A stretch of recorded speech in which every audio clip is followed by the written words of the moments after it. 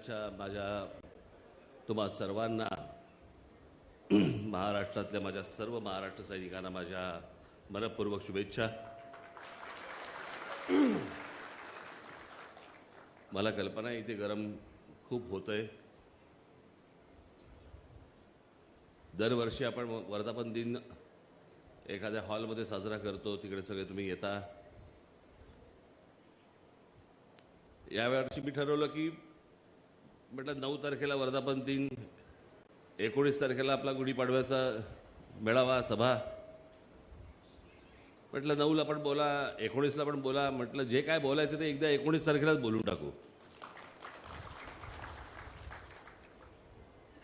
आणि म्हणून मग आम्ही सगळ्यांनी ठरवलं की बाबा मग 9 तारखेला आपण काय करावं, तर पक्ष सदस्य नोंदणी ही बरेच दिवसापासून आपली करायची चालू होती। म्हटलं आपण 9 तारखेला वर्धापन दिनाला पक्ष सदस्य नोंदणी आपण सुरू करू। आज माझ्या महाराष्ट्रातल्या सर्व माझ्या सहकाऱ्यांना, माझ्या सर्व महाराष्ट्र सैनिकांना माझं आवाहन आहे, जिथे जिथे वर्दळीच्या जागा असतील, अनेक लोक आहेत ज्यांना आपल्या पक्षाचं सदस्य व्हायचे, नुसतं सदस्य नाही व्हायचे तर त्याला सक्रिय सदस्य व्हायचे।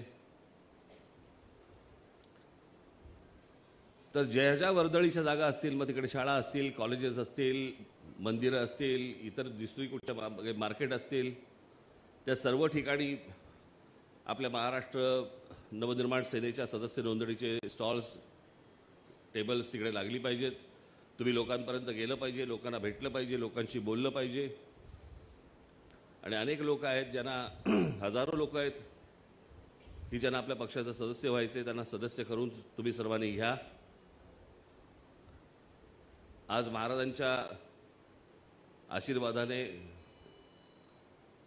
रायगडावरती आज आपल्या नोंदणीचा सुरुवात आपण करत आहोत। तर महाराजांचे सर्वजण तुम्ही आशीर्वाद घेऊन महाराष्ट्रभर तुम्ही जा आणि येत्या 19 तारखेला गुढीपाडव्याला महाराष्ट्राच्या कानाकोपऱ्यातून माझा जो कोणी माझा महाराष्ट्र सैनिक आहे, जे महाराष्ट्राचे हितचिंतक आहेत, त्यांनी सर्वांनी 19 मार्चला, काय योगायोग आहे बघा, 20 वर्षानंतर आपली पहिली सभा 20 तारखेला झाली होती, 19 मार्चला, आणि आज 20 वर्षानंतर परत आपल्या गुढीपाडव्याच्या सभेला 19 मार्चच तारीख यावी। त्याच्यामुळे तुम्ही सर्वजण उत्साहात, जल्लोषात, गुलाल उधळत आपण सर्वजण शिवतीर्थावरती 19 मार्चला यावं असं एक आवाहन करतो। आणि या नोंदणीच्या उपक्रमाला, सदस्य नोंदणी उपक्रमाला सुरुवात झाली असं जाहीर करतो। धन्यवाद। जय हिंद, जय महाराष्ट्र।